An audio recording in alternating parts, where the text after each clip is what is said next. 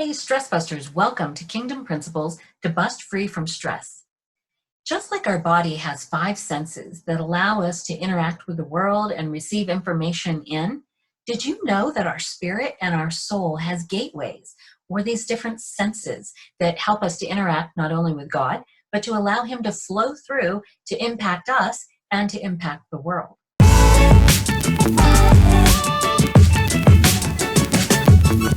You've probably heard of some of the scriptures where Jesus is saying, if you have spiritual eyes to see, if you have spiritual ears to hear. We know that they were spiritual. He didn't say that word, but we know that those people probably had physical eyes and ears. And so he was talking about, do you have spiritual eyes and ears? And what these really are gateways that he has put into our spirit and into our soul that allow us to connect with him, to engage with him, to have actual experiences with him, where we are starting to see more of our inheritance, more of the promises and the blessing.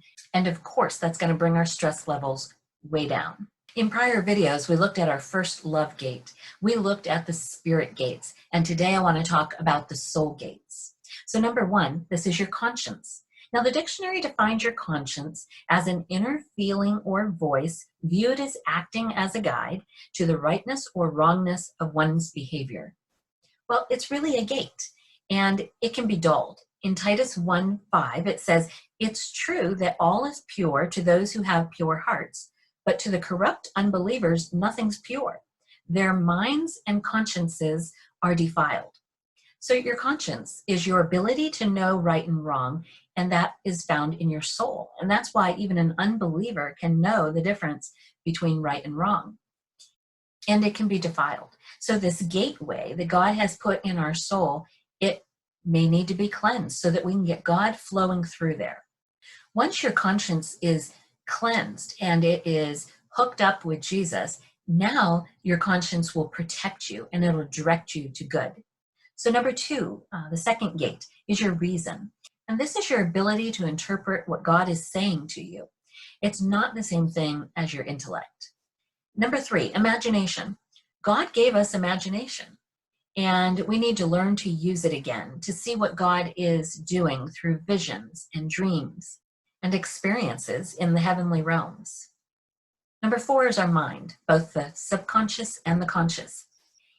You know, your mind is like a computer. It stores memories, beliefs, attitudes, values, even lies that you have believed. And it's affected by nurture, nature, and trauma.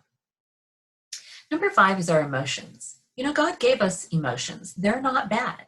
In fact, we should be feeling emotions. We should be feeling the presence of God. Now, just because you don't doesn't mean he's not there. The thing is, we don't want to be ruled by our emotions. They just aren't trustworthy.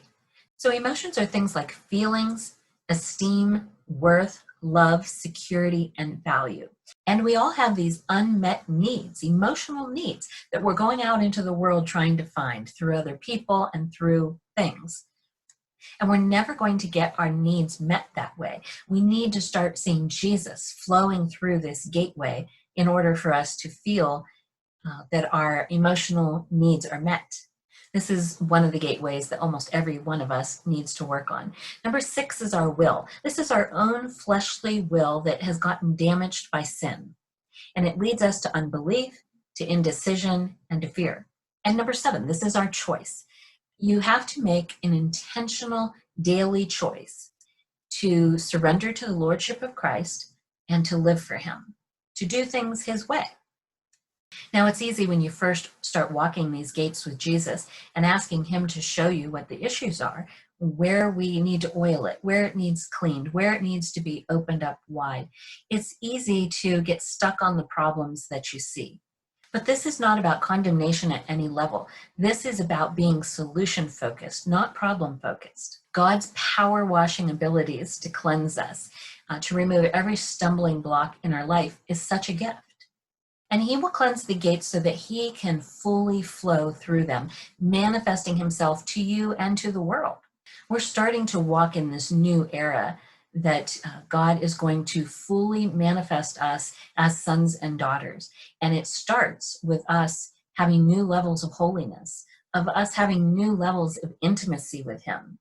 So we walk the gates with God so that we can experience this intimacy, and anything that he shows us is a gift of a way to be purified and to be sanctified, and we will walk away lighter and freer.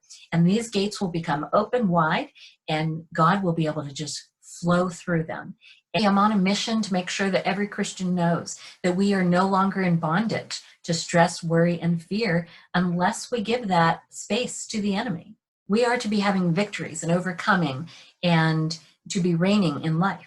So would you do me a favor and share this message with somebody that you know is stressed, someone who needs to hear this?